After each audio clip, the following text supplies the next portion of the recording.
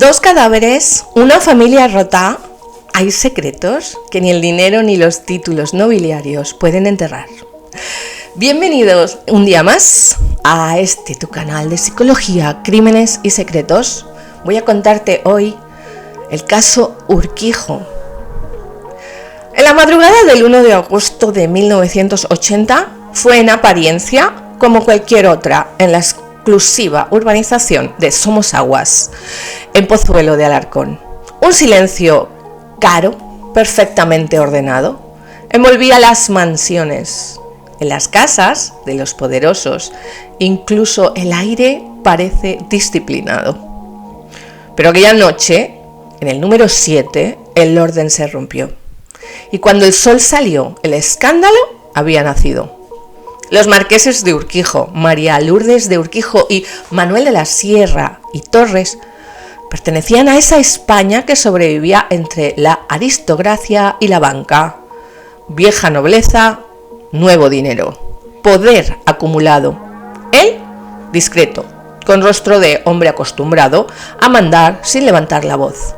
Ella, elegante, de mirada impenetrable, símbolo de una época donde el título valía más que la sinceridad. Vivían rodeados de sirvientes, protocolos y silencios. Una vida perfecta, al menos perfectamente decorada. Porque en aquella casa, como en tantas de su círculo, lo que más se protegía no era la familia, sino la reputación. A las 8 de la mañana, una empleada del hogar subió las escaleras con paso ligero. El desayuno debía estar listo. Abrió la puerta de la habitación principal y lo que vio congeló su respiración. El marqués, aún en pijama, yacía con un disparo tras la oreja. La marquesa, en el otro extremo de la cama, tenía 2 impactos de bala. Nadie había escuchado nada, ninguna puerta forzada, ninguna ventana rota, solo el eco del silencio y un leve olor a pólvora que se negaba a desaparecer. La noticia se extendió como fuego entre los jardines de Somosaguas. En cuestión de horas, la urbanización se llenó de coches oficiales, fotógrafos y murmullos. El crimen de los marqueses de Urquijo no era un asesinato cualquiera, era una grieta en la fachada de la élite española. Porque, ¿quién se atrevería a matar a los Urquijo? Y además, ¿por qué? Las primeras hipótesis hablaban de robo, pero no faltaba nada. Luego se habló de una venganza, de política, de celos, de herencia. Y en medio del caos, un nombre comenzó a repetirse: Rafael Escobedo Alday. Era un joven, atractivo, impulsivo. Se había casado con Miriam de la Sierra y Urquijo, hija de los marqueses. Un matrimonio nacido de la pasión, pero fue condenado desde el principio, porque los Urquijo nunca lo aceptaron del todo. Él no pertenecía a ese mundo, ni por fortuna ni por apellido. Era un intruso que rompía la pureza de la sangre noble. Y en estos círculos, la sangre importa más que la verdad. Rafael y Miriam se habían casado en 1978. Al principio, el amor parecía suficiente, pero pronto llegaron discusiones, los celos y los problemas de dinero. El carácter de Rafael se volvió impredecible y el ambiente familiar asfixiante. En los almuerzos del palacete, las sonrisas eran forzadas. Detrás de cada copa de champán se escondía el desprecio. Cuando los marqueses fueron desvividos, Rafael se convirtió en el sospechoso ideal, el yerno rebelde, el joven resentido, el que tenía motivos y, sobre todo, el que no tenía ningún poder para defenderse. Pero la historia no era tan sencilla. Nada en esta familia lo era. Había demasiados intereses cruzados, demasiadas verdades a medias y un entorno social donde la apariencia era una forma de supervivencia. Los investigadores empezaron a reconstruir la madrugada del crimen. La hora de la muerte, entre las 3 y las 4 de la madrugada. Los disparos precisos. 2 para ella, 1 para él. Calibre 22. Sin señales ni de robo, ni de lucha, ni de una entrada forzada. Quien entró aquella noche conocía la casa, sabía dónde dormían, sabía cómo moverse sin ser oído. Los detectives empezaron a mirar alrededor. Los criados, el chofer, los amigos, los socios, la familia. Todos tenían algo que contar y también algo que callar. Mientras tanto, la prensa devoraba cada detalle. España vivía una transición política, pero también una transición social. El crimen de los marqueses era el espejo oscuro del país. La aristocracia enfrentada a la modernidad, el dinero enfrentado a la moral, y la prensa descubriendo el poder de convertir la tragedia en espectáculo. Rafael fue interrogado. Dijo que no tenía nada que ver, que aquella noche él estaba con su amigo Javier Anastasio de Espona, que había dormido tranquilo, pero sus gestos no convencieron. Su frialdad ante la policía fue interpretada como culpa y su sonrisa como desafío. El 8 de abril de 1981 fue detenido. Los fotógrafos lo esperaban. Él posó casi con indiferencia, como si no comprendiera la magnitud de lo que estaba sucediendo. Detrás de esa sonrisa había algo difícil de descifrar. No se sabía si era arrogancia o miedo. Para entonces, la opinión pública ya lo había condenado. El yerno problemático, un matrimonio roto, un crimen perfecto. Era la narrativa ideal, y en un país en los que necesitaban culpables, la historia debía cerrarse rápidamente. Pero los detalles no encajaban.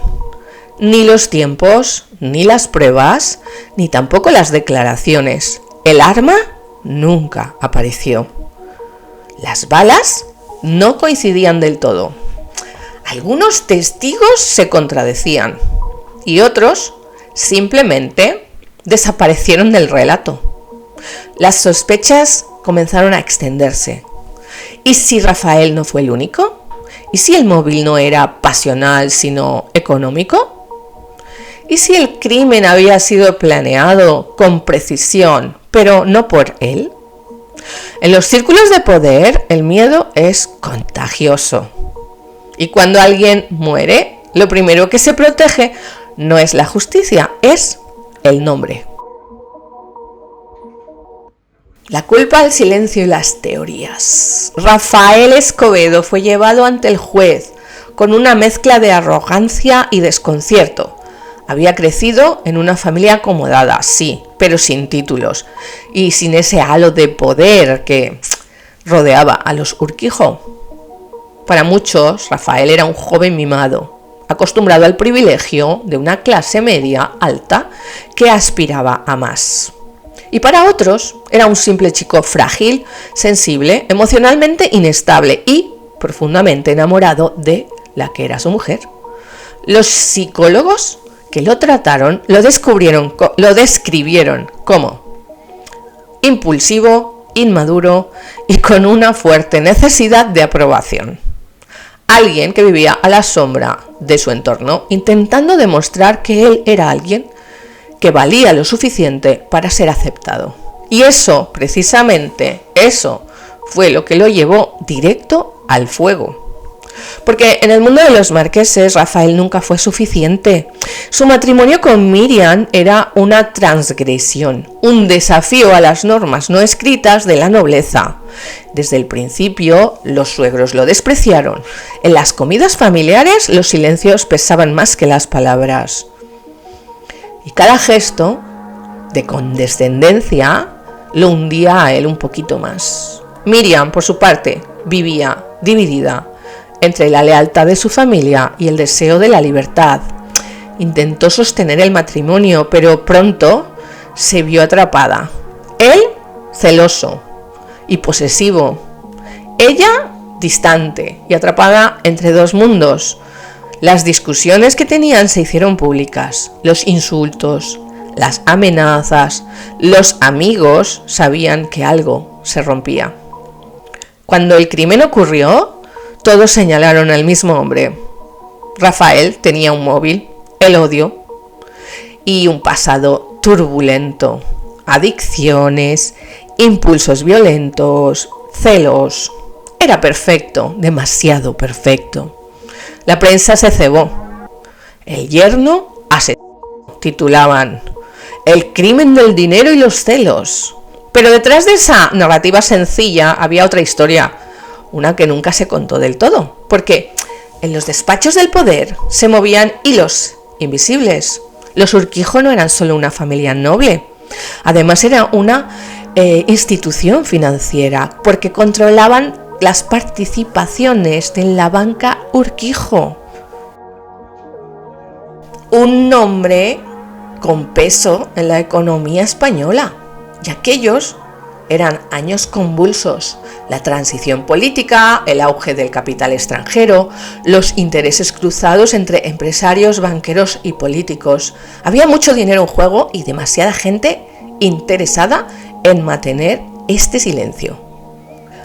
Algunos investigadores independientes, años después, apuntaron a una hipótesis inquietante: que el asesino pudo estar relacionado con operaciones financieras.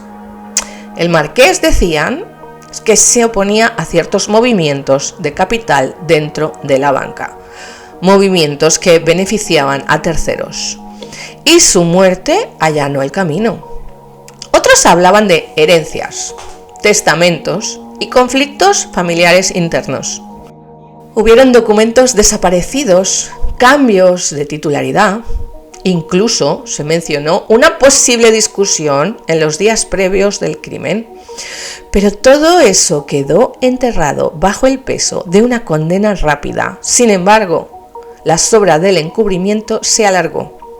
El administrador de la familia, Mauricio López Roberts, marqués de Torre Hermosa, fue uno de los primeros en entrar en la escena del crimen. Ordenó limpiar los cuerpos, retirar objetos y sellar la habitación antes de que llegara la policía científica. ¿Esto fue precaución o destrucción de pruebas? Porque nadie lo supo con certeza y nadie lo preguntó demasiado alto. El caso empezó a oler mal, a manipulación, a silencio comprado. Rafael, mientras tanto, se hundía en prisión. Durante los primeros meses escribió cartas, intentó demostrar su inocencia. Sus palabras eran caóticas, a veces delirantes, pero también lúcidas. Hablaba de conspiraciones, de traiciones y de personas muy por encima de él. Y en algunos momentos afirmaba tener miedo de hablar, miedo de no salir vivo. En la cárcel del Dueso, la rutina lo devoró. Los compañeros de celda decían que a veces reía sin motivo y que otras veces lloraba sin parar, que hablaba solo, pero también decían algo más, que los días previos a su muerte parecía tranquilo, esperanzado, incluso convencido que pronto se probaría su inocencia. Y el 27 de julio de 1988 lo encontraron muerto, ahorcado, con las sábanas de su cama, a punto de cumplirse 8 años del crimen. Los informes oficiales hablaron de suicidio, pero los rumores se disiparon. Algunos presos juraban haber escuchado pasos la noche anterior. Otros afirmaban que lo habían amenazado días antes. Y su abogado aseguraba que Rafael no tenía motivos ninguno para quitarse la vida, que estaba preparando un recurso con nuevas pruebas y estaba dispuesto a luchar. ¿Suicidio o ejecución silenciosa, como otras antes que hemos visto? El misterio creció cuando se supo que su amigo Javier Anastasio, el supuesto cómplice, había huido a Londres antes del juicio. Vivió años fuera protegido por contactos poderosos. Cuando regresó fue porque el delito ya había prescrito y jamás fue juzgado y jamás habló del tema. Esa huida dejó una marca indeleble en la opinión pública. Si Escobedo fue el asesino, ¿por qué su amigo huyó? ¿Y por qué nadie lo buscó con verdadera intención? Los periodistas más valientes empezaron a indagar. Hablaron con antiguos empleados, vecinos, contactos y todos coincidían en algo: que ese crimen fue demasiado limpio, demasiado profesional. Los disparos precisos, sin signos de lucha, sin huellas claras, sin caos. Eso no parecía obra de un joven emocionalmente inestable. Parecía el trabajo de alguien entrenado, de alguien acostumbrado a desvivir o hacer desaparecer rastros. Y aquí nació una de las teorías más inquietantes: que el crimen de los marqueses de Urquijo fue un encargo, un ajuste de cuentas dentro del propio entorno del poder, y que Rafael Escobedo solo fue el rostro visible, el sacrificio necesario para cerrar esta historia. En el fondo, España necesitaba un culpable, porque no podía permitirse pensar que su nobleza se desvivía entre sí, ni que el dinero podía ensuciar la sangre azul, así que construyó una narrativa muy cómoda: el yerno despechado, el crimen pasional o la justicia servida. Caso cerrado. Conciencia limpia, o eso creyeron. Pero el país nunca olvida. Ahora que han pasado tantísimos años, ni las contradicciones, ni los silencios, ni las muertes que siguieron. ¿Por qué? El caso Urquijo no terminó con los marqueses y tampoco con Escobedo. Siguió en los despachos, en los bancos, en los salones donde se sirven copas de champán, sobre alfombras manchadas de miedo. A veces el crimen no se comete con un arma, se comete con una decisión, con una firma o con una llamada. Y cuando los culpables están demasiado arriba, el silencio se convierte en ley.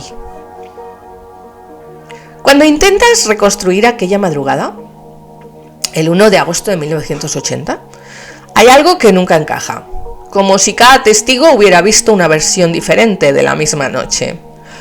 Una pieza del puzzle que falta, un eco que nadie quiere oír. Las luces de la mansión de los marqueses estaban apagadas, las puertas cerradas. La urbanización de Somosaguas dormía envuelta en silencio espeso que solo existe en los lugares donde el dinero compra la tranquilidad.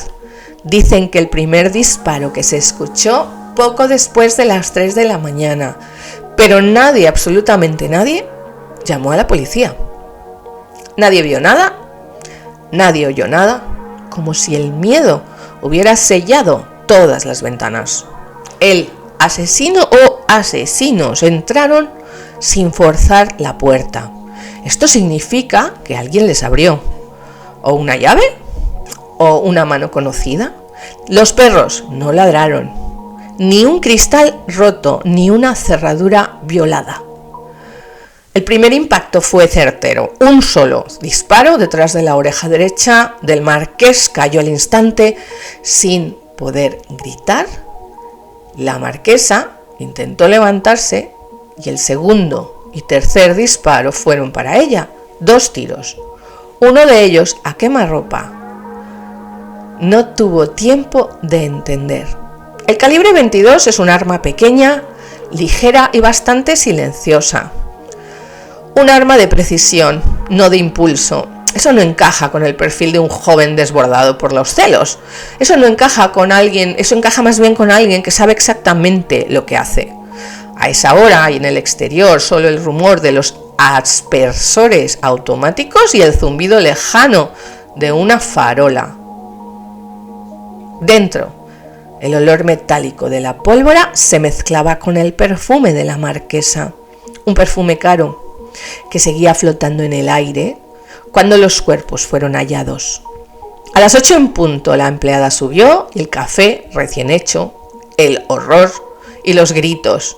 Y después vino el caos, el chofer, la Guardia Civil, el juez. Pero cuando los forenses llegaron ya era tarde, la escena había sido alterada, los cuerpos movidos, las sábanas cambiadas y parte de la habitación limpiada con prisa. Nadie supo explicar quién dio la orden. ¿El administrador? ¿El chofer? ¿Los familiares? Todos señalaron a otro. Mientras tanto, los 2 cuerpos de los marqueses fueron llevados al depósito, el crimen más mediático de la España de los años 80. Acababa de comenzar. La investigación oficial fue, desde el primer día, un laberinto. Cada pasillo llevaba a una puerta cerrada y cada pista abría una nueva duda. El inspector encargado del caso dijo que había encontrado huellas en el pomo de la puerta. Luego, esas huellas desaparecieron. La pistola, que supuestamente pertenecía a Rafael Escobedo, nunca fue hallada. Y las pruebas balísticas eran incompletas. Las balas sí eran calibre 22, pero las marcas no coincidían del todo con las armas registradas a su nombre. Entonces, empezaron las contradicciones. Uno de los sirvientes aseguró haber visto un coche cerca de la vivienda alrededor de las 3:30. Otro dijo que había oído 2 disparos. Otro juró que había visto las luces encenderse en la planta baja. Pero cuando los investigadores cruzaron los testimonios, los horarios no cuadraban. Ni siquiera la cronología oficial era fiable. Mientras tanto, los medios convertían a Rafael ya en villano y en mito. Cada portada tenía su rostro, el joven guapo, arrogante y yerno maldito. Era el rostro perfecto para un país que todavía no entendía que la verdadera corrupción podía vivir tras una sonrisa. En las entrevistas Rafael hablaba despacio, a veces miraba directamente a la cámara, como si quisiera decir algo que no podía decir. Y negaba haber estado allí, negaba conocer los detalles del crimen, pero había algo en su mirada, no miedo, no culpa, sino algo más profundo, una tristeza antigua, resignada. Durante el juicio, el relato oficial fue una coreografía perfectamente ensayada. El fiscal habló de celos, de venganza, de orgullo herido. Rafael dijo: había perdido a su esposa, su posición, su poder, y esa noche decidió vengarse. La defensa intentó demostrar que no había pruebas materiales, que no había ninguna huella, ninguna arma, solo la historia que encajaba demasiado bien. Pero el jurado necesitó creer en algo, y lo que ofrecía la acusación era sencillo y claro, y emocionalmente cómodo. El yerno mata a sus suegros. Fin. El juicio se convirtió en un espectáculo, la prensa llenaba los pasillos, las tertulias de la época lo trataban como si fuera un drama en televisión. Y cuando se dictó la sentencia, el país entero exhaló un suspiro de alivio. Culpable. Rafael fue condenado a 53 años de prisión. Salió del tribunal erguido, con la misma sonrisa que tenía al entrar. Pero dentro, algo en él se había quebrado y sabía que no saldría vivo de aquello. Porque las semanas siguientes los periódicos hablaban de justicia servida, pero en los cafés y en las conversaciones privadas todo el mundo decía en voz baja: algo no encaja. El crimen es demasiado pulcro, demasiado rápido, demasiado silencioso. En los años posteriores, nuevos informes empezaron a circular. Uno señalaba que el calibre de las balas no coincidía con el arma de Escobedo. Otro sugería que habían 2 tiradores. Y un tercero afirmaba que el asesino conocía la casa como si hubiera vivido allí. El propio administrador el marqués de Torrehermosa fue condenado después por encubrimiento. No por desvivimiento, no. Solo por haber alterado las pruebas. Pero nunca explicó por qué, ni para quién. El caso se convirtió en una herida abierta. Cada año un nuevo libro, una entrevista, una teoría y siempre la misma pregunta: ¿qué ocurrió realmente aquella noche? El último acto del drama llegó 8 años después, porque en la prisión del Dueso, Rafael Escobedo fue encontrado sin vida en su celda, colgado de las sábanas. El informe oficial le llamó suicidio, pero en las cartas que dejó no había ningún rastro de despedida, solo frases inconexas, nombres, advertencias y una sensación clara de miedo. Y decía: me quieren callar. Hay cosas que no puedo decir. Si me pasa algo, no fue culpa mía. La investigación sobre su muerte duró apenas unos días. Cerraron el expediente rapidito. Caso archivado. Silencio definitivo. Y sin embargo, el silencio nunca se apagó, porque el crimen de los marqueses de Urquijo no solo mató a 2 personas, mató una idea. Imaginaros que han pasado 42, 45 años. La idea de que el dinero podía protegerte de todo, de que la nobleza era intocable, de que el poder no se mancha. Hoy, mirando atrás, lo que queda no son solo nombres ni títulos, lo que queda es la duda. Una duda que siempre sigue respirando entre las pliegues del tiempo. 2 cuerpos, una familia rota y un país que aprendió que los secretos no mueren, solo cambian de forma. El eco de los poderosos. Hay crímenes que, aunque se archiven, nunca se cierran. El de los marqueses de Urquijo es uno de ellos, porque no solo fue un desvivimiento, fue un espejo donde España se vio reflejada justo cuando empezaba a cambiar. A comienzos de los 80 el país despertaba de una dictadura y aprendía a respirar en libertad. Pero esa libertad no llegaba a todos los rincones, en las mansiones, en los salones privados, en las cajas fuertes de los bancos. El viejo poder seguía intacto. El apellido en aquel entonces valía mucho más que la ley y los secretos eran esa moneda de cambio. Los marqueses representaban esa vieja aristocracia que aún creía que el mundo giraba a su favor. Un mundo de apariencias, de jerarquías, de silencios heredados. Rafael Escobedo, en cambio, era el síntoma de lo que estaban haciendo una generación que ya no respetaba las normas del linaje, que quería entrar, pertenecer, saltar y romper. Y por eso mismo, él fue peligroso. Desde el punto de vista psicológico, Escobedo fue el hijo perfecto de su tiempo, una persona criada para admirar el poder, pero incapaz de poseerlo. Educado para gustar, no para cuestionar. Su vida se convirtió en contradicción constante entre su deseo de ser aceptado y su rabia por no conseguirlo. Esa rabia, poco a poco, se volvió contra él. Era impulsivo, sí, pero también manipulable.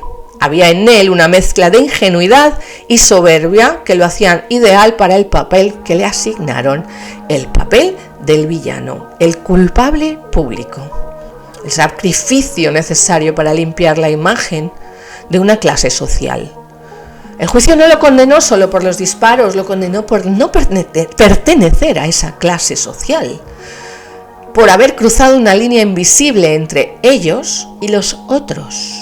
Y esa frontera, en los 80, era letal.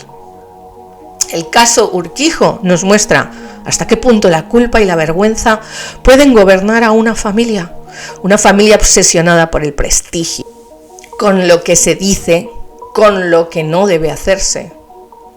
o con lo que no debe de saberse. En estos entornos, el amor no se demuestra, se disfraza. Y la honestidad no se valora, se castiga. ¿Cuántas veces hemos visto lo mismo? Familias que se hunden, no por lo que hicieron, sino por lo que callaron, por no saber perdonar, por mantener la fachada aunque duela, por creer que el poder lo justifica todo. El caso Urquijo fue eso. El teatro de una familia que vivía de las apariencias, donde todos representaban un papel y el único que se creyó el guión fue el que acabó pagando el precio más alto. Pero también es un retrato de cómo funcionaba la mente humana frente a la culpa colectiva. Cuando el miedo a perder el control es más grande que el deseo de la verdad, el cerebro se defiende y construye su propia historia. Los marqueses, el entorno, la prensa, el sistema judicial, todos necesitaban un final rápido, un cierre, y lo tuvieron, aunque fuera falso. En psicología social esto se llama mecanismo de defensa colectivo, una mentira compartida para conservar la sensación del orden, un pacto silencioso para no mirar demasiado profundo, porque cuando miras demasiado descubres lo que no quieres ver, que todos, en algún punto, somos cómplices del silencio. Y es ahí donde el caso de los marqueses de Urquijo trasciende lo policial. Se convierte en una parábola sobre el poder, el miedo y la herencia emocional. El poder que destruye, el miedo que paraliza y las herencias que envenenan a los que vienen después. Rafael Escobedo murió solo, odiado, incomprendido, pero su figura sigue viva como un símbolo de todo lo que no dijo. El joven que se acercó demasiado al fuego de los poderosos y terminó consumido. Quizá no fue inocente, quizá sí, pero lo cierto es que nunca sabremos toda la verdad, porque la verdad no interesa cuando el mito da más beneficios. 40 años después, los puntos de aquella casa en Somosaguas ya no guardan el mismo brillo. Las luces se apagaron hace tiempo, pero algunos vecinos aseguran que en las noches más silenciosas aún se siente algo extraño. Un escalofrío, un eco que viene del pasado. Dicen que hay casas donde las paredes se escuchan y que el silencio de los marqueses aún vive entre ellas, esperando tal vez que alguien se atreva a decir lo que todos callaron.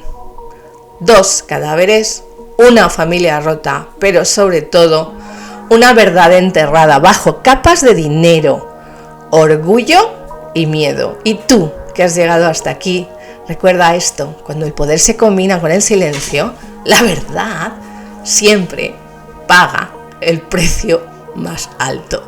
Y tú, que has llegado hasta aquí, recuerda esto: cuando el poder se combina con el silencio, la verdad siempre paga el precio más alto. Gracias por ver este capítulo y recuerda suscribirte y comentarme qué te parece a ti el caso Urquijo.